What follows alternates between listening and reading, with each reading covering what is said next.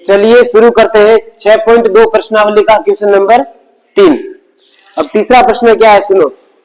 आकृति 6.18 में यदि LN समांतर है CB और LN समांतर है CD, तो सिद्ध करो कि AM बटा AB बराबर है AN बटा AD।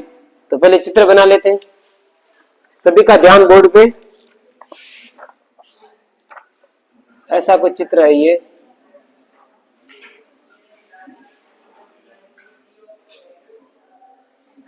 यहां से एक सीधी रेखा यहाँ पे,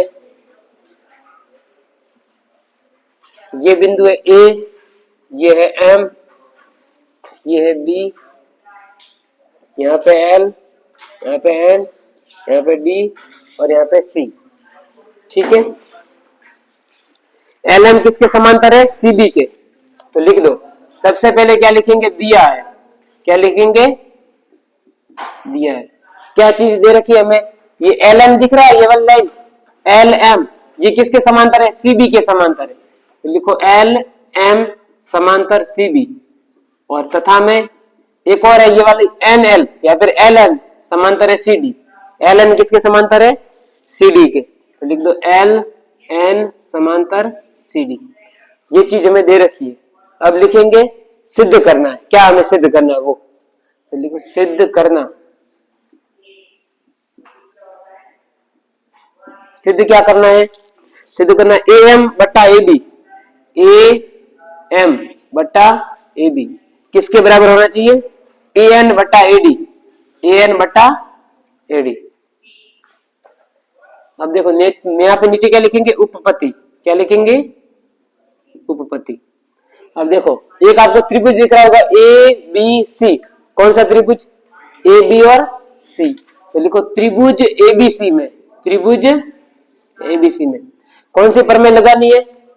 थेल्स प्रमेय। लिखो ABC में थेल्स प्रमेय से, थेल्स प्रमेय से। थेल्स प्रमेय क्या होती है? एक बात ध्यान रखना कि ये MB बटा MA लिखो। देखना ऊपर से ऐसे नीचे लिखो अनुपात, या फिर नीचे से ऊपर लिखो, दोनों का आंसर सही है। बोले कैसे भी लिख सकते हो, ठीक है।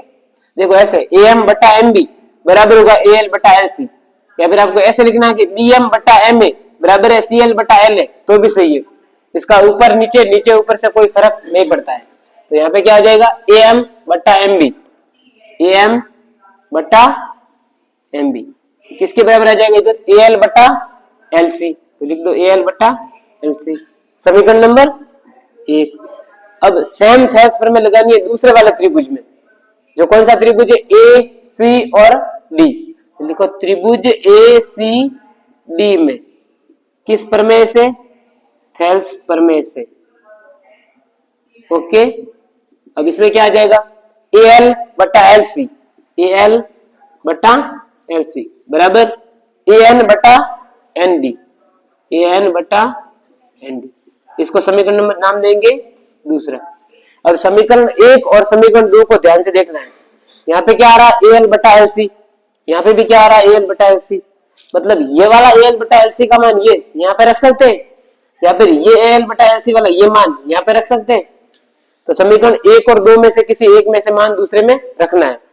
तो लिखो समीकरण 1 व 2 से, समीकरण 1 व समीकरण 2 से। अब ये वाला AL बटा LC की जगह यहां से ये वाला मान रख देते हैं यहाँ पे। तो AM बटा MB, AM बटा MB किसके बराबर आ जाएगा? बोलो। AL बटा LC की जगह समीकरण 2 से मान AN बटा ND, AN बटा ND। अब हमारे पास तो थेल्स प्रमेय लगाने पर ये आया है, लेकिन सिद्ध क्या करना है वो जरा ध्यान दो। तो AM बटा AB, हमारे पास क्या आया? AM बटा MB।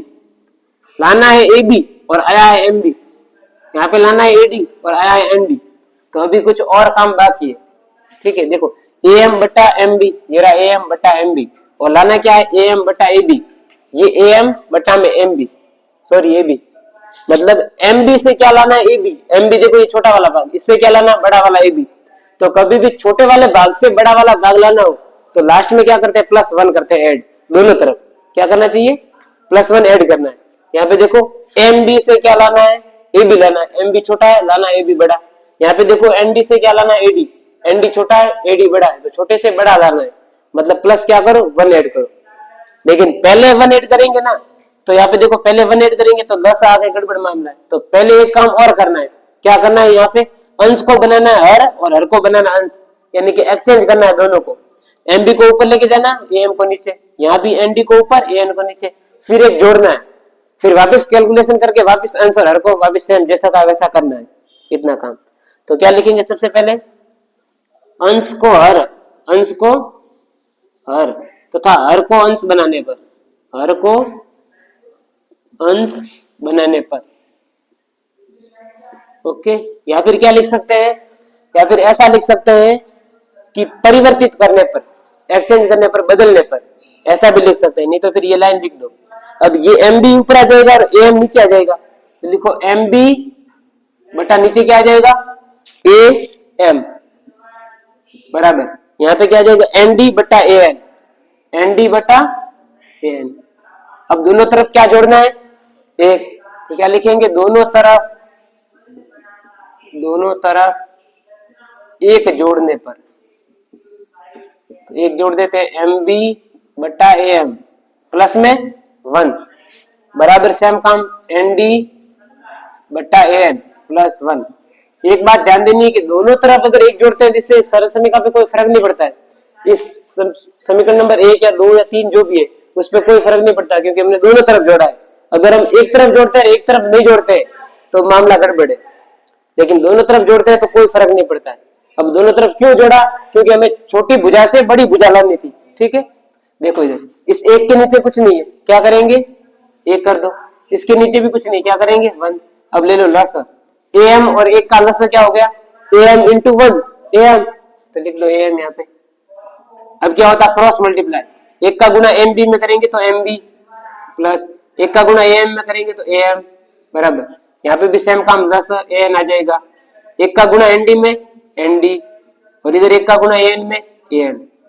अब वापिस देखो M B plus A M है क्या, एम बी ये भुजा, और देखो प्लस में ए एम ये वाली, तो यहां से यहां तक प्लस यहां से यहां तक, इसका मतलब ये पूरा ए बी लिख सकता हूं, ये दो छोटी भुजाओं को जोड़ के बड़ी वाली भुजा, तो ए बी, यहाँ पे क्या आ जाएगा, ए बी बटा में ए एम बराबर, यहाँ पे दिख रहा है N D plus A N, ये वाला एन डी प्लस में ये ए एन, तो पूरा क्या बन जाएगा, ए डी, तो यहाँ पे लिख दो ए डी बटा ए एन। अब वापिस सिद्ध करने पे देखो क्या है, देखो ए एम बटा ए बी और यहाँ पे ए बी बटा ए एन, यहाँ पे ए एन बटा ए डी और यहाँ पे ए डी बटा ए एन, मतलब उल्टा है। तो वापिस से क्या करेंगे, अंश को हर और हर को अंश बनाएंगे, तो पुनः लिखो, पुनः अंश को हर तथा हर को अंश बनाने पर लिखो ए एम बटा आ जाएगा ए बी बराबर ए एन बटा ए डी। अब देखो जो हमें चाहिए था वो मिल गया, ए एम बटा ए बी ए एन बटा ए डी, हेंस प्रूव्ड, या फिर इति सिद्धम।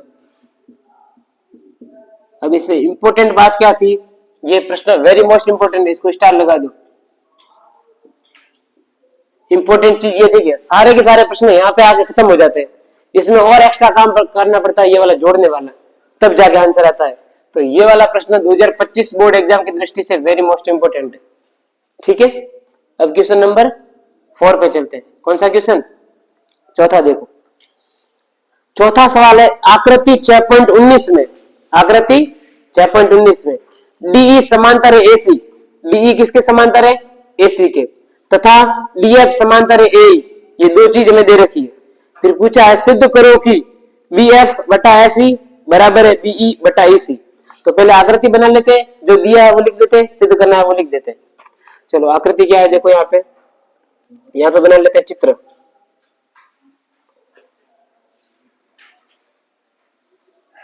ठीक है, यहां से इस प्रकार है ये, फिर यहां से ऐसे, फिर यहां से इस प्रकार, ये दिख रहा है आपको बी, यहाँ पे ये डी, ये ए, ये एफ, ये ई और ये सी।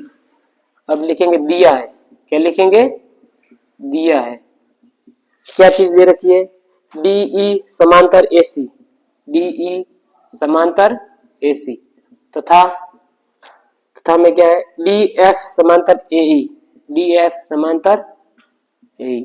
अब लिखेंगे सिद्ध करना, सिद्ध करना, क्या सिद्ध करना है, बी एफ बटा एफ ई, बी एफ बटा एफ ई और बराबर है बीई बटा ईसी, बीई बटा ईसी। अब ध्यान से देखो एक बार, समांतर कौन कौन से, डीई और एसी, ये दिख रहा है डीई और ए और सी। थोड़ा इसको सही बना लेते हैं, इसके समांतर ये कुछ इस प्रकार से है, यहां से ये ऐसे, ठीक है। ये वाला बिंदु देखो डी, ये डीई किसके समांतर है, एसी के समांतर है, और डीएफ किसके, एई के, ये डीएफ किसके, एई के समांतर है। तो हमें सिद्ध करना बी एफ बटा एफ ई, बी एफ बटा एफ ई बराबर है बीई बटा ईसी, बीई बटा में ईसी, ये हमें सिद्ध करना। तो एक काम करेंगे, लिखेंगे उपपत्ति, क्या लिखेंगे, जो भी चीज समांतर है ना पहले उसे उस पे थेल्स पर में लगाओ, कि ये समांतर है तो पहले इस पे थेल्स पर में लगाओ, और ये समांतर है फिर इस पे थेल्स पर में लगाओ, फिर दोनों को कंपेयर करो कि दोनों में कुछ कट रहा है, क्या कट रहा है, दोनों को काट दो, फिर दोनों को बराबर करना है। आंसर आता है नहीं आता है, अगर आंसर नहीं आता है तो उसको उलट पुलट करना पड़ेगा, फिर भी नहीं आता तो वन जोड़ना पड़ेगा, ऐसा कुछ करना है बस, तो आंसर आएगा ही आएगा। तो पहले इसको देखते हैं क्या है, डीई समांतर एसी, तो हम क्या लिखेंगे, यदि, यदि डीई किसके समांतर है, एसी के, तब थेल्स प्रमेय से, तब क्या लिखेंगे, थेल्स प्रमेय से। अब यहाँ पे देखो डी और एसी का, डी ई ए सी, अब ध्यान से देखना, ये वाली लाइन है डीई, ये वाली लाइन, और एसी ये वाली लाइन, तो ये पूरे बड़े वाले त्रिभुज की बात हो रही है। तो इस पे थेल्स प्रमेय लगाएंगे तो ये एडी बटा क्या आएगा, बीडी बराबर क्या आएगा, सीई बटा क्या आ जाएगा, बीई या ईबी, एक ही बात है। तो लिखो यहाँ पे एडी बटा बीडी या फिर डीबी, एडी बटा, मैं लिख देता हूं डीबी, एडी बटा ईबी बराबर यहाँ पे क्या आ जाएगा, सीई बटा में ईबी, सीई बटा में ईबी, समीकरण नंबर 1। अब वापस क्या करना है, इस वाले समांतर पर थेल्स प्रमेय लगानी है, तो क्या लिखेंगे, यदि डीई डीएफ समांतर है एई के, तब थेल्स प्रमेय लगाने पर, तब क्या लिखेंगे, यदि डीएफ समांतर है एई, तब थेल्स प्रमेय से, तब थेल्स प्रमेय से, ठीक है। यहां से ऊपर कर देते हैं, डीएफ कहां पे, ये देखो डीएफ और एई, ये रहा एई, मतलब ये छोटा वाला त्रिभुज दिख रहा है, ये त्रिभुज ए बी ई में, कौन सा त्रिभुज दिख रहा है, ए बी और ई में, इस त्रिभुज में हमें थेल्स प्रमेय लगानी है। तो लिख भी सकते हैं कि त्रिभुज ए बी ई में, किस में, ए बी ई में क्या होता है, देखो एडी बटा डीबी, लिखेंगे एडी बटा डीबी बराबर क्या आ जाएगा, यहां से ईएफ बटा एफ बी, देखो ईएफ बटा एफ और बी, इसको नाम देंगे समीकरण नंबर 2। अब समीकरण 1 और 2 का जरा अवलोकन करेंगे या देखेंगे, निरीक्षण करना है। तो यहाँ पे क्या आ रहा है, एडी बटा डीबी, यहाँ पे भी क्या आ रहा है, एडी बटा डीबी, दोनों सेम है, ये वाला मान भी एडी बटा डीबी का है और ये वाला मान भी किसका है, एडी बटा डीबी का। तो समीकरण 2 और 1 को बराबर कर दे, तो क्या लिखेंगे, समीकरण 1 व समीकरण 2 से, समीकरण 1 व समीकरण 2 से ये क्या आ जाएगा, सीई बटा ईबी, सीई बटा ईबी बराबर आ जाएगा ईएफ बटा एफ बी। अब सिद्ध क्या करना है उसको जरा ध्यान दो, बी एफ बटा, अब ध्यान दो यहाँ पे बी एफ बटा एफ ई है और अपने क्या है देखो एफ ई बटा बी एफ, उल्टा है ना, यहाँ पे क्या देखो बी बटा ईसी, अपने क्या है ईसी बटा बीई, उल्टा है। तो क्या करेंगे, वापस अंश को हर बना देंगे, हर को अंश बना देंगे। तो क्या लिखेंगे यहाँ पे, अंश तथा हर को परिवर्तित करने पर, अंश तथा हर को परिवर्तित करने पर, और मैं इस नाम को आगे पीछे लिख सकता हूं, इससे कोई फर्क नहीं पड़ता है कि सीई को ईसी लिखूं तो कोई फर्क नहीं पड़ता, ध्यान रखना। तो यहाँ पे ये क्या बन जाएगा, ईबी ऊपर ले रहा हूं तो बीई में लिख रहा हूं, इसको क्या लिख रहा हूं, नीचे लेने पर ईसी बराबर ये क्या बन जाएगा, बी एफ, और ये क्या बन जाएगा, एफ ई। अब सिद्ध करने वाला ध्यान से देखो, बी बटा ईसी, बी बटा ईसी बराबर है बी एफ बटा एफ ई, बी एफ बटा एफ ई बराबर है ना। अभी किसके मन में ऐसे डाउट नहीं कि सर ये तो बाद में लिखा है, यहाँ पे पहले लिखा है, ये पहले है ये बाद में है, तो इसको भी आगे पीछे कर सकते हो, लेफ्ट हैंड साइड बराबर राइट हैंड साइड या फिर राइट हैंड साइड बराबर लेफ्ट हैंड साइड, ठीक है। तो यहाँ तक रोक दो, ये हो गया इति सिद्ध। खत्म। सवाल नंबर चौथा ये समझ में आया पूरा अच्छी तरीके से। अब सवाल नंबर करते हैं पांचवा। कौन सा सवाल? पांचवा। क्वेश्चन नंबर देखो 5। पांचवा क्या है? आकृति 6.20 में डीई समांतर है OQ तथा DF समांतर है OR, तो दर्शाना है कि EF और QR क्या है? समांतर है। आकृति को बना लेते हैं। क्या है पहले?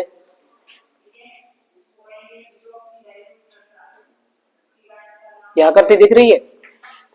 इसमें कैसे है? यहां से एक लाइन इस प्रकार है, फिर इसको यहां से ऐसे मिलाया है और इसको यहां से ऐसे मिलाया है। यहाँ पे एक और लाइन खींची है इस प्रकार, यहां से ऐसे ऊपर, ऐसे ऐसे ऊपर। ये नाम है P, ये है Q, ये है R, ये E, ये F, ये वाला D और ये वाला O। अब हमें क्या दिया है वो लिख देते हैं। दिया है क्या चीज दे रखी है? DE समांतर है OQ, DE समांतर है OQ तथा DF समांतर है OR तथा DF समांतर है OR। अब सिद्ध करना, दर्शाइए या सिद्ध करना एक ही बात है। सिद्ध क्या करना है? EF समांतर होना चाहिए QR। अब जरा चित्र को ध्यान से देखो तो हमें सिद्ध करना है EF और QR क्या होने चाहिए? समांतर। अब एक बात समझो, EF और QR देखो है कहां पे? EF QR, एक ये वाली लाइन, एक ये वाली लाइन। तो अगर हमारे पास ये PE बटा में EQ आ जाता है, फिर PF बटा में FR आ जाता है, तो हम क्या बोलेंगे? इनका अनुपात बराबर है, अतः ये क्या हो जाएंगे? समांतर। किस प्रमेय से? थेल्स के विलोम से। थेल्स प्रमेय क्या थी? थेल्स प्रमेय ये थी कि अगर समांतर है तो इनका अनुपात बराबर है, और थेल्स का विलोम क्या था कि अगर अनुपात बराबर है तो ये क्या बन जाएंगे? समांतर। तो हमें यही करना है कि अनुपात इन दोनों के बराबर निकाल दें तो ये समांतर ऑटोमेटिक आ जाएगा थेल्स के विलोम से। तो लिखेंगे उपपत्ति। क्या लिखना है? उपपत्ति। देखो पहला कौन सा है? डी समांतर है OQ। जो दे रखा है उनको ले लो और उनसे थेल्स प्रमेय लगा दो, क्योंकि 6.2 में पूरे में क्या चल रही है? थेल्स प्रमेय चल रही है या फिर थेल्स का विलोम चल रहा है? दोनों चल रही है। तो लिखेंगे DEOQ है। डी किसके समांतर है? OQ के है। तब थेल्स प्रमेय लगाने पर या लिखेंगे थेल्स प्रमेय से, थेल्स प्रमेय से DE और OQ देखो कहां पे है? ये रहा DE और ये रहा OQ। मतलब किस त्रिभुज की बात हो रही है? ये वाली POQ त्रिभुज दिख रहा है, POQ ये वाला, इधर वाला त्रिभुज, इस त्रिभुज की बात हो रही है। तो हम इस त्रिभुज में क्या लगा रहे हैं? थेल्स प्रमेय। तो लिख भी सकते हैं यहाँ पे कोष्टक में त्रिभुज POQ में। किसमें? POQ में। ओके, क्या आ जाएगा? देखो PE बटा EQ, PE बटा EQ और बराबर यहाँ पे क्या आ जाएगा? PD बटा DO, PD बटा DO। समीकरण नंबर 1। अब सेम काम करेंगे दूसरे के लिए। दूसरा क्या? DF और समांतर OR। क्या लिखेंगे? जो कि DF समांतर है OR, तब थेल्स प्रमेय लगाने पर, तब थेल्स प्रमेय लगाने पर देखो DF और OR कहां पे? DF OR। अब क्या इधर वाला त्रिभुज दिख रहा है? ये POR त्रिभुज सबको दिख रहा है ना? तो इस त्रिभुज में क्या लगाना है? थेल्स प्रमेय। तो लिख दो, या फिर लिख सकते हैं यहाँ पे कोष्टक में त्रिभुज P और R में। अब क्या होगा? देखो इसमें PD बटा DO, PD बटा DO बराबर होगा यहाँ पे PF बटा FR, PF बटा FR। समीकरण नंबर 2। अब समीकरण 1 और 2 को जरा ध्यान से देखो, कुछ ना कुछ कट रहा होगा या फिर मान प्रतिस्थापित कर देते हैं। यहाँ पे क्या दिख रहा है? PD बटा DO दिख रहा है समीकरण 1 में, और समीकरण 2 में भी PD बटा DO है। तो ये वाले PD बटा DO का मान यहाँ से उठा के यहाँ पे रख सकते हैं। तो समीकरण 2 का मान समीकरण 1 में रखने पर, या फिर समीकरण 1 और 2 से कुछ भी लिख दो बोले। तो क्या लिख देते हैं? समीकरण 2 का मान, समीकरण 2 का मान समीकरण 1 में रखने पर। ठीक है। अब 2 वाला मान कौन सा है? ये PF बटा FR कहां रखना है? PD बटा DO की जगह। तो ये तो सेम है, PE बटा EQ। लिख दो PE बटा EQ बराबर, इसकी जगह आ जाएगा PF बटा FR, PF बटा FR। अब इसको ध्यान से देखो, ये चीज क्या आई है? PE बटा EQ कहां पे? PE ये रहा बटा ई क्यू ये रहा, पी एफ बटा एफ आर, पी एफ ये रहा बटा एफ आर ये रहा, मतलब इसका अनुपात इसके साथ बराबर है, इसका अनुपात इसके साथ। तो ये ऐसा किस केस में होता है, जब ये वाली लाइन और ये वाली लाइन क्या हो, समांतर हो, तभी ऐसा होता है। तो हम क्या बोलेंगे, थेल्स के विलोम से जब ये इसके समांतर है, ये इसके समांतर है, तो ये दोनों क्या हो जाएंगे, क्या हो जाएंगे, समांतर, क्या हो जाएंगी। तो क्या लिखेंगे, इसको लिख दो समीकरण 3, समीकरण 3 से थेल्स प्रमेय, समीकरण 3 में थेल्स प्रमेय के विलोम से, थेल्स प्रमेय के विलोम से क्या हो जाएगा, ई एफ समांतर क्यू आर, ई एफ समांतर क्यू आर। और यहाँ पे क्या लिखेंगे, इति सिद्धम। जब कभी भी सिद्ध करने को बोले, दर्शाने को बोले, तो लास्ट में क्या लिखेंगे, इति सिद्धम। और हमें हल करने को बोले तो कुछ नहीं लिखना बस। तो क्या सिद्ध करना था, ई एफ और क्यू आर, ये आ गया ई एफ और क्यू आर। क्वेश्चन नंबर 5 खत्म।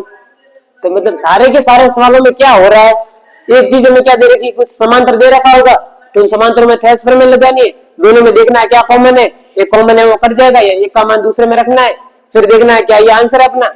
और आंसर नहीं है तो थोड़ा देखो कि आंसर कैसे आ सकता है, ऊपर नीचे करने पर फिर भी आंसर नहीं आ रहा है, तो एक में ऐसा होगा कि छोटी भुजा से बड़ी भुजा बनानी, तो +1 जोड़ेंगे, या फिर अंशों को हर बनाना, हर को अंश बनाना, बाद में +1 जोड़ना है। ऐसा प्रश्न से केवल तीसरा था, बाकी वाला सारे सीधे सीधे सिंपल सवाल है, इसलिए तीसरा सवाल वेरी मोस्ट इंपोर्टेंट है, बाकी वाले थोड़े कम है, कंपेयर तीसरा इंपोर्टेंट ये भी है, लेकिन इसके कंपेयर में कम है, क्वेश्चन नंबर तीसरे के कंपेयर में कम है। अब कौन सा क्वेश्चन करेंगे, डस्टर का है, वीडियो को एक बार बंद कर देना।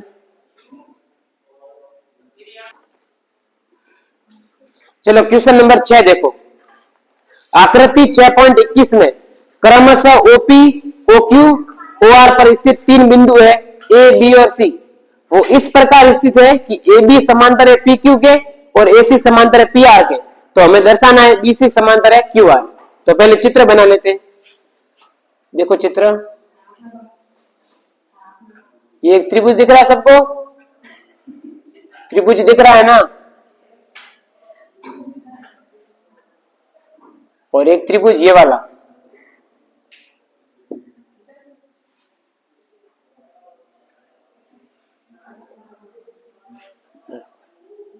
यहाँ पे कौन सा बिंदु है आर, यहाँ पे सी, यहाँ पे बी, यहाँ पे ए, यहाँ पे पी, यहाँ पे क्यू और यहाँ पे ओ।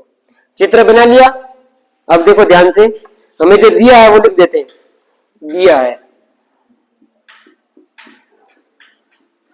क्या चीज दे रखी है, देखो ए बी और पी क्यू समांतर है, ए बी और पी क्यू क्या है, समांतर है, तथा एसी और पी आर भी समांतर है, एसी और पी आर भी क्या है, समांतर है। अब लिखेंगे सिद्ध करना, सिद्ध क्या करना है, देखो बीसी समांतर क्यू आर, बीसी समांतर क्यू आर। अब जो दो समांतर दे रखे उन दोनों पे थेल्स प्रमेय लगा दो, बस काम खत्म, उपपत्ति। क्या लिखेंगे, क्योंकि ए बी और पी क्यू समांतर है, ए बी और पी क्यू समांतर है, अतः इसमें क्या लगाने पर, थेल्स प्रमेय लगाने पर। तो लिखेंगे थेल्स प्रमेय से, थेल्स प्रमेय से। इधर देखो ए बी और पी क्यू क्या है, देखो ए बी ये लाइन और पी क्यू ये लाइन। अब आप ध्यान से देखना, ये यहां से ए बी, ये वाले पी क्यू, मतलब एक ये लाइन और एक ये लाइन क्या है, समांतर है। तो इसमें त्रिभुज कौन सा बन रहा है, पी ओ क्यू बन रहा है। चित्र को ध्यान से देखो, कौन सा त्रिभुज है, पी ओ क्यू। हमें किस त्रिभुज में ये वाला थेल्स प्रमेय लगानी है, किस त्रिभुज में, पीओ क्यू में। पीओ क्यू में क्यों लगा रहे हैं, क्योंकि यहाँ पे क्या दिया हुआ, ए बी और पी क्यू समांतर है, ए बी ये लाइन है, पी क्यू ये लाइन है, तो इन दोनों लाइन से केवल एक त्रिभुज बन रहा है जो है पीओ क्यू। तो यहाँ पे कोष्टक में भी क्या लिख सकते हैं, पीओ क्यू में, किसमें, त्रिभुज पीओ क्यू में, ठीक है। देखो इधर ये क्या आ जाएगा, ओ ए। इस चित्र को जरा ऐसे घुमा कर देख लो, आपकी आदत नहीं है ना ऐसे, तो देखो ओ ए बटा एपी, ओ ए बटा एपी किसके बराबर आ जाएगा, यहाँ पे ओ बी बटा बी क्यू, ओ बी बटा बी क्यू, समीकरण नंबर 1। अब दूसरा वाला कौन सा है, ए सी और पी आर, इसको ले लो, क्योंकि ए सी समांतर है पी आर, तब थेल्स प्रमेय से, थेल्स प्रमेय से। अब ये किस त्रिभुज में लगेगी? तो देखो AC और PR कहां पे? ये रहा AC और ये रहा PR। तो AC ये वाला, PR ये वाला, तो त्रिभुज POR में। किसमें? त्रिभुज POR में। अब इसमें क्या बन जाएगी? यहाँ पे OA बटा AP, OA बटा AP किसके बराबर आ जाएगी? OC बटा CR, OC बटा CR। समीकरण नंबर 2। अब समीकरण 1 और 2 को ध्यान से देखो इधर।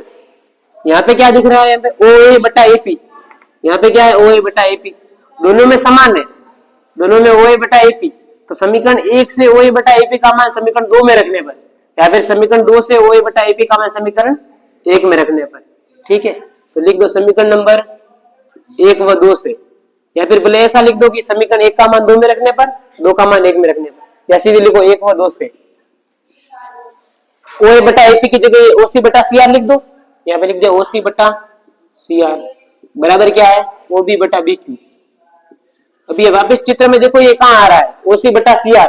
ये देखो OC बटा CR, मतलब इस भुजा का अनुपात इसके साथ बराबर है OB बटा BQ, OB बटा BQ, यानी कि इस भुजा का अनुपात इसके साथ। तो ये कब होता है? जब ये BC और QR क्या हो? समांतर हो। किस प्रमेय से? ये वाला चीज हम बोल रहे हैं थेल्स के विलोम से। तो अतः हम लिखेंगे, अतः थेल्स प्रमेय के विलोम से, थेल्स प्रमेय के विलोम से क्या बन जाएगा? BC समांतर QR, BC समांतर। अब देखो ये चीज सिद्ध करनी थी, BC QR, BC QR। क्या लिख देंगे? इति सिद्धम। तो लिख दो यहाँ पे इति सिद्धम, बस पूरे। क्वेश्चन नंबर 6 खत्म। अब करेंगे क्वेश्चन नंबर 7। क्वेश्चन नंबर 7 देखो, इसको जरा इंपोर्टेंट कर दो, ये थोड़ा सा चेंज है। अब तक हमने प्रश्न किए उससे थोड़ा अलग है ये। 7वां क्या है? देखो प्रमेय 6.1 का, प्रमेय 6.1 कौन सी थी? थेल्स वाली। तो थेल्स प्रमेय का प्रयोग करते हुए सिद्ध करो कि एक त्रिभुज की एक भुजा के मध्य बिंदु से, पहले त्रिभुज बनाओ, जो बोल रहा है वो काम करो। क्या बोला है? देखो त्रिभुज की एक भुजा के मध्य बिंदु से, किसी एक भुजा के मध्य बिंदु से होकर दूसरी भुजा के समांतर रेखा खींच जाए तो तीसरी भुजा को क्या करती है? समद्विभाजित करती है। इसका मतलब समझे? देखो वापस, तीनों भुजा में से मैंने कोई भी एक भुजा ले ली, जैसे मैं भुजा ले लेता हूं ये AB वाली, ये A, ये B, ये C। इसकी लैंग्वेज को समझना जरूरी है। ये क्या बोल रहा है प्रश्न? देखो क्या बोल रहा है, तीनों भुजाओं में से कोई भी एक भुजा ले लो और उसका मध्य बिंदु लो। तो मैंने माना कि ये भुजा है, इसका ये मध्य बिंदु है, ये वाला, ठीक है। तो एक भुजा के मध्य बिंदु से आगे क्या बोल रहा है? देखो दूसरी भुजा के समांतर, दूसरी भुजा ये ले लेते हैं, इसके समांतर एक लाइन खींचते हैं। तो मैंने इसके समांतर क्या खींची? एक लाइन खींची, जो तीसरी भुजा को क्या कर रही है? समद्विभाजित कर रही है। अब ये तीसरी भुजा को क्या कर रही है? समद्विभाजित कर रही है, मतलब ये बटा ये दोनों बराबर है, ये हमें सिद्ध करना है, ये काम करना है। और याद कीजिए कि आप इसे कक्षा 9 में सिद्ध कर चुके हैं। हम इस सवाल को 9 में सिद्ध कर चुके हैं, लेकिन वहां पे थेल्स प्रमेय नहीं थी, वहां पे कुछ और प्रमेय से हमने इसको सिद्ध किया था। लेकिन यहाँ पे किस प्रमेय से करेंगे? थेल्स प्रमेय से करेंगे, ठीक है। देखो इसको नाम दे देते हैं D, इसको दे देते हैं E। अब यहां से मैं स्टार्ट कर रहा हूं। दिया है हमें क्या चीज दे रखी है? हमें दे रखा है कि D है वो AB का मध्य बिंदु है। समझना ध्यान से, D क्या है? AB का मध्य बिंदु है। तो इस लाइन से हम ये लिख सकते हैं कि अतः AD बटा DB, सॉरी AD बराबर है BD, AD और BD बराबर है, क्योंकि ये वाला बिंदु मध्य बिंदु है। जब ये मध्य बिंदु आ जाएगा मतलब ऊपर वाली भुजा और नीचे वाली भुजा ये दोनों क्या हो जाएंगे? बराबर। तो लिख दिया दोनों को बराबर। और हमें क्या दे रखा है कि DE और समांतर है BC, तो लिख देते हैं DE किसके समांतर है? BC के। DE किसके? BC के। बस अब सिद्ध करना वो लिख देते हैं। सिद्ध क्या करना है? E AC को समद्विभाजित करता है, E AC को समद्विभाजित करता है, या मध्य बिंदु में कुछ भी बोल दो। समद्विभाजित का मतलब भी वही होता है, मध्य बिंदु का मतलब भी वही होता है। समद्विभाजित करता है, ठीक है। इसका मतलब क्या लिख दे, ए बराबर होना चाहिए सी, बस खत्म। अब क्या लिखेंगे, उपपत्ति। अब इस प्रश्न को कैसे करेंगे वो थोड़ा सोचो। देखो ये बाकी वाले सारे प्रश्नों से थोड़ा सा अलग है। अलग क्या है, देखो हमें जो चीज दे रखी है ना उसका उपयोग करो। उसका उपयोग हम कैसे कर सकते हैं वो सोचो। देखो क्या दे रखा है, डी और बीसी समांतर दे रखा है, तो क्या हम इस पे थेस प्रमेय लगा सकते हैं? क्योंकि थेस प्रमेय क्या होती, कोई भी हमें चीज समांतर दे रखी है तो उस पर हम थेस प्रमेय लगा सकते हैं, एक भुजा का अनुपात दूसरी भुजा के साथ बराबर, यही तो होती है थेस प्रमेय। तो लिख देते, देखो चूंकि डीई समांतर क्या है, बीसी, तो अतः थेस प्रमेय से, किससे, थेस प्रमेय से। अब इस पे हम थेस प्रमेय लगाए तो डी और बीसी देखो क्या है, डी ये रे, बीसी ये रे, तो एडी बटा बीडी बराबर होना चाहिए एई बटा बीसी, यही तो होना चाहिए। तो लिख देते एडी बटा में बीडी बराबर एई बटा में सी, ठीक है। अब आगे क्या करें, हमें तो ये सिद्ध करना है कि एडी और बीडी, सॉरी ए और सी क्या होना चाहिए, बराबर। लेकिन एक चीज और दे रखी है कि ये वाला, देखो ये एडी बराबर है बीडी, तो इस वाले में समीकरण 1 लिख दो भले। समीकरण 1 में देखो एडी और बीडी की जगह मैं ये मान रख सकता हूं, बोलो बीडी की जगह एडी लिखो या फिर एडी की जगह बीडी लिखो, दोनों में से कुछ भी लिख दो। तो लिखेंगे समीकरण 1 से वापिस समीकरण, या लिखने की भी जरूरत नहीं थी, इसको सीधे कर देते। इस एडी की जगह यहां से ये वाला बीडी रख सकते हैं, तो लिखेंगे बीडी बटा बीडी बराबर आ जाएगा ए बटा सी। ये काम कहां से किया, हमने दिया है वहां से, या फिर लिख सकते हैं यहाँ पे, इसको मान दो समीकरण ए और लिख दो समीकरण ए से, समीकरण ए से। देखो बीडी में बीडी का भाग कितना आएगा, एक काट के करो तो 1। अब क्या करेंगे, क्रॉस मल्टीप्लाई, ए का गुना इधर नीचे, नीचे क्या है 1, तो ए 1 का गुना ए में ए बराबर इधर 1 का गुना सी में सी, तो यहां से क्या बना, देखो ए बराबर क्या है सी, और हमें सिद्ध क्या करना था, देखो ए बराबर सी। ये लाइन लिखनी तो भी लिख देते हैं, अतः ये क्या है, एसी को समद्विभाजित करता है, क्या करता है, समद्विभाजित करता है। अब एग्जाम में आने लायक प्रश्न कौन से, एक तो ये, एक तीसरा मैंने करवाया था वो, अब 8वां है वो जो सिस्टम उल्टा है, और 9वां वापिस इंपॉर्टेंट है, तो ये प्रश्न ज्यादा इंपॉर्टेंट, इसको 3 स्टार दे दो पहले। अब क्वेश्चन नंबर देखेंगे 8वां, देखो 8वां क्या है, प्रमेय 6.2 का प्रयोग करना आपकी बात। प्रमेय 6.2 क्या थी, थेल्स का विलोम। थेल्स का विलोम क्या था, यदि भुजाओं का अनुपात बराबर आता है तो हम क्या बोलेंगे, ये लाइन और ये लाइन क्या है, समांतर है, इसका हमें यूज करना है। तो क्या देखेंगे यहाँ पे, देखो प्रमेय 6.2 का प्रयोग करते हुए सिद्ध करो कि एक त्रिभुज की किन्हीं दो भुजा, त्रिभुज की किन्हीं भी दो भुजाओं, दो भुजाओं के मध्य बिंदु को मिलाने वाली, उन दो भुजाओं का मध्य बिंदु है, उसको एक रेखा है वो मिला रही है, तो वो रेखा तीसरी रेखा का क्या है, समांतर है, ये हमें सिद्ध करना है। और याद कीजिए कि ऐसा आप कक्षा 9 में कर चुके हैं। अब ऐसा कहां किए थे, याद है आपको, चैप्टर नंबर 8 था शायद, चतुर्भुज वाला, उसमें हमने किया था, वहां पे एक प्रमेय आई थी मध्य बिंदु प्रमेय, वहां पे हम दोनों प्रश्नों को सिद्ध कर चुके हैं। तो देखो यहाँ पे ये क्या बोल रहा है, ये त्रिभुज है, ये क्या है, त्रिभुज है। पहले वाले सवाल में क्या था, ये और ये समांतर में दे रखा था, और एक चीज दे रखी थी कि डी इसका मध्य बिंदु और ई इसका मध्य बिंदु, ये सिद्ध करो।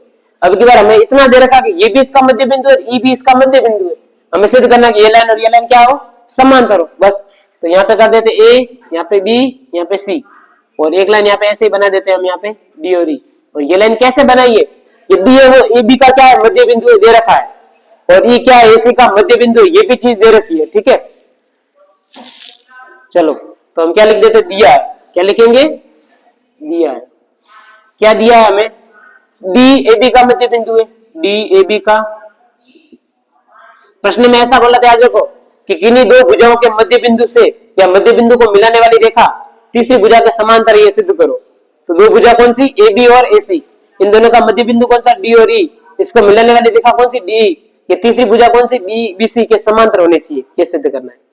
तो क्या लिखा, डी ए बी का मध्य बिंदु है, डी ए बी का मध्य बिंदु, अतः इससे क्या बन जाएगा, जब ये मध्य बिंदु है इसका मतलब एडी और बीडी बराबर, तो लिख दो एडी बराबर बीडी, जहां पे जरूरत पड़ेगी वहां इसको काम में ले लेंगे। और वैसा यहाँ पे ई ए सी का मध्य बिंदु है, ई ए सी का मध्य बिंदु है, लिखेंगे अतः इसमें भी सेम काम, ए बराबर सी, ए बराबर सी, जहां जरूरत होगी वहां लिख देंगे। अब सुनो, हमें करना है इस लाइन को और इस लाइन को समांतर सिद्ध।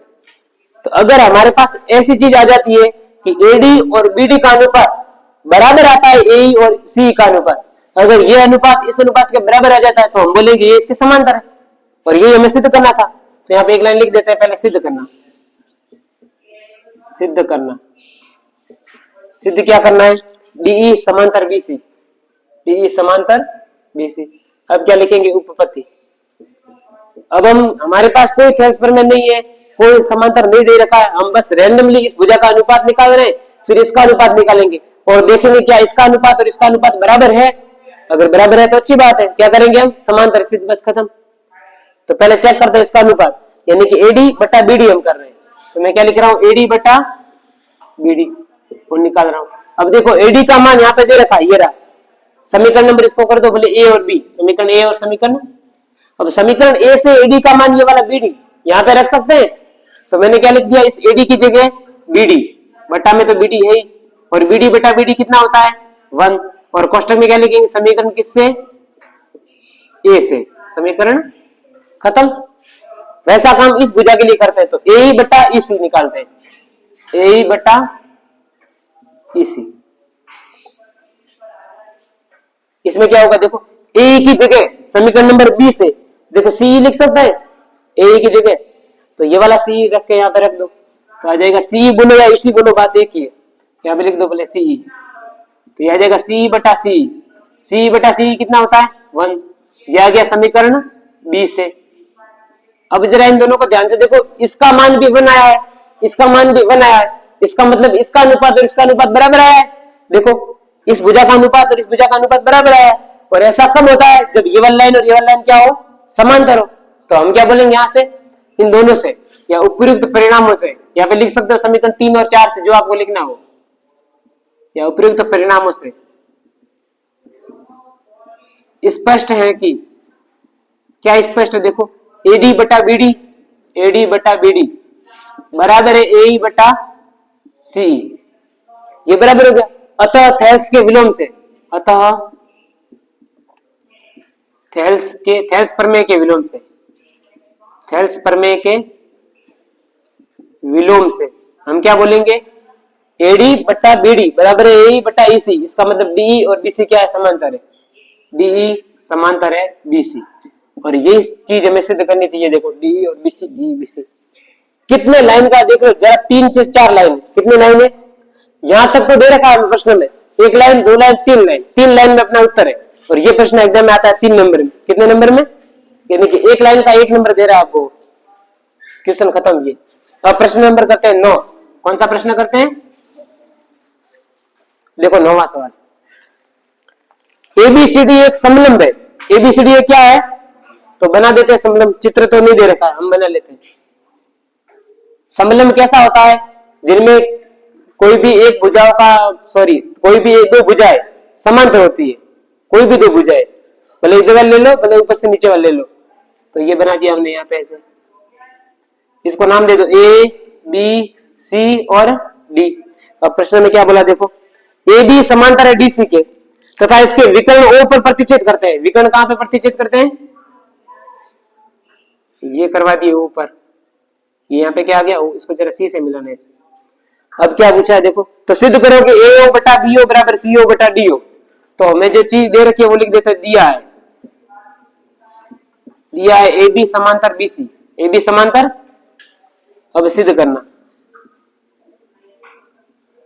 सिद्ध क्या करना है, ए ओ बी ओ सी ओ डी ओ, ए ओ बटा बी ओ बराबर सी ओ बटा डी ओ।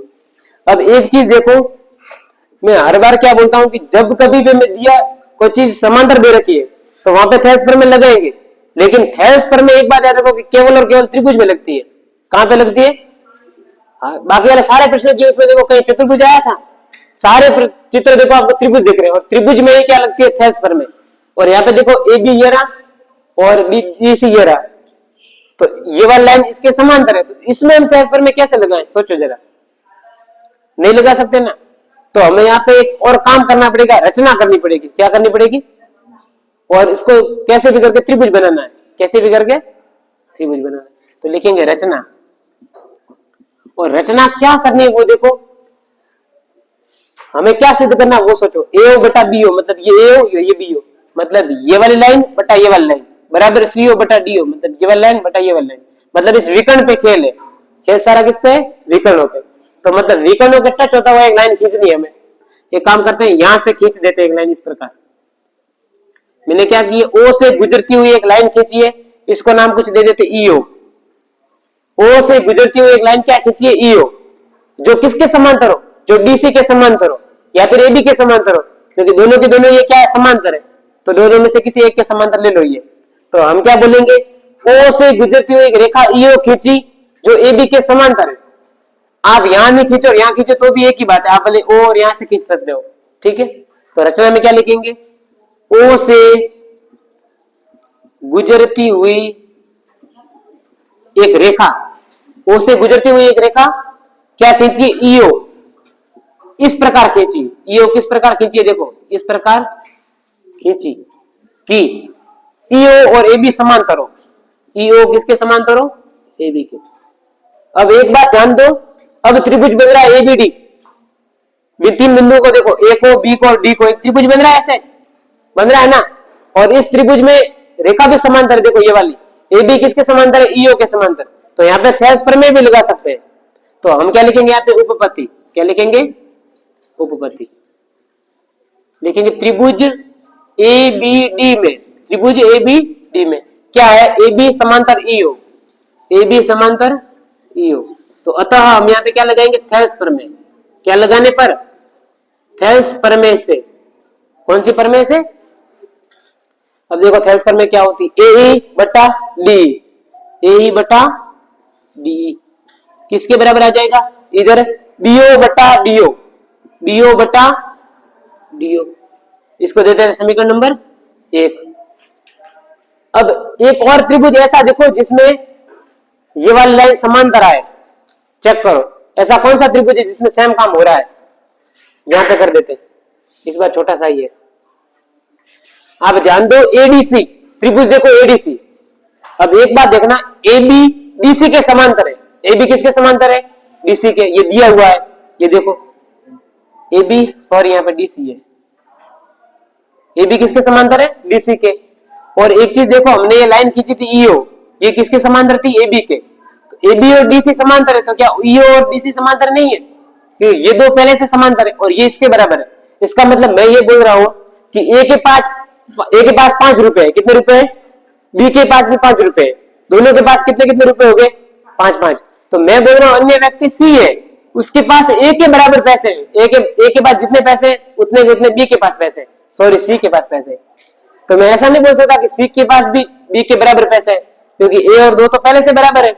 इसका मतलब ये इसके भी बराबर हुआ। तो इसका मतलब क्या हुआ, ईओ और डीसी समांतर है। तो मैं अब लिखेंगे, क्योंकि ए बी समांतर है डीसी तथा ईओ समांतर है एबी, ईओ समांतर है एबी, अतः ईओ समांतर डीसी नहीं हो सकता। ये इसके समांतर, ये इसके समांतर, तो ये इसके समांतर, लिख दिया ईओ डीसी, ईओ डीसी। अब इससे कौन सा त्रिभुज बन रहा है, एडीसी। तो लिखेंगे त्रिभुज एडीसी में, त्रिभुज एडीसी में ईओ समांतर है डीसी। तो अतः थेल्स प्रमेय लगाने पर, कौन से लगाने पर, थेल्स प्रमेय से। इसमें थेल्स प्रमेय लगाते हैं बड़े वाले त्रिभुज में, तो इसमें आ जाएगा ए बटा ईडी या डी, ए बटा डी किसके बराबर आएगा, इधर एओ बटा सीओ। तो लिखेंगे एओ बटा सीओ, समीकरण नंबर 2। अब समीकरण 1 और 2 को ध्यान से देखो, कुछ सेम सेम दिख रहा है, ए बटा डी, यहाँ भी ए बटा डी। तो समीकरण 1 से इसका मान उठा के समीकरण 2 में रखो, या फिर 2 से इसका मान उठा के 1 में रखो, कुछ भी करो। तो हम समीकरण 2 से ए बटा डी का मान 1 में रख रहे हैं। तो समीकरण 2 से ए बटा डी का मान, ए बटा डी का मान समीकरण 1 में रखने पर, ठीक है। समीकरण 1 क्या है, ये देखो ए बटा डी, इसकी जगह पे एओ बटा सीओ लिख देते हैं, एओ बटा सीओ बराबर आ जाएगा बीओ बटा डीओ, बराबर क्या है, बीओ बटा डीओ। अब चेक करो, क्या यही सिद्ध करना था, नहीं, अभी भी चेंज है। देखो एओ बटा बीओ क्या है, सीओ बटा डीओ, बराबर क्या होना चाहिए, देखो एओ बटा सीओ, बीओ बटा डीओ। तो मतलब अलग अलग आ रहा है, अभी भी हमारे आ रहा है सीओ, चाहिए बीओ, तो अब क्या काम करेंगे, देखो इसको क्रॉस गुणा करवा दो, एओ का गुणा डीओ में, एओ का गुणा इंटू डीओ बराबर, इधर आ जाएगा बीओ का गुणा सीओ में, बीओ का गुणा सीओ में। अब जो लाना है उसको इसके नीचे ले आओ, एओ के नीचे बीओ को, तो इस बीओ का दे दो यहाँ पे भाग, क्योंकि ये सीओ के साथ क्या है, गुणा है, इधर आएगा तो भाग, एओ बटा आ जाएगा बीओ बराबर, ये डीओ चला जाएगा इस भाग में, तो सीओ बटा डीओ, यही देखो सिद्ध करना था, AO BO CO DO, AO BO CO DO. इसको करेंगे इति सिद्धम, क्या लिखेंगे, इति सिद्धम, खत्म। इसको करो नोट, एक बार इसको बंद करो वीडियो को।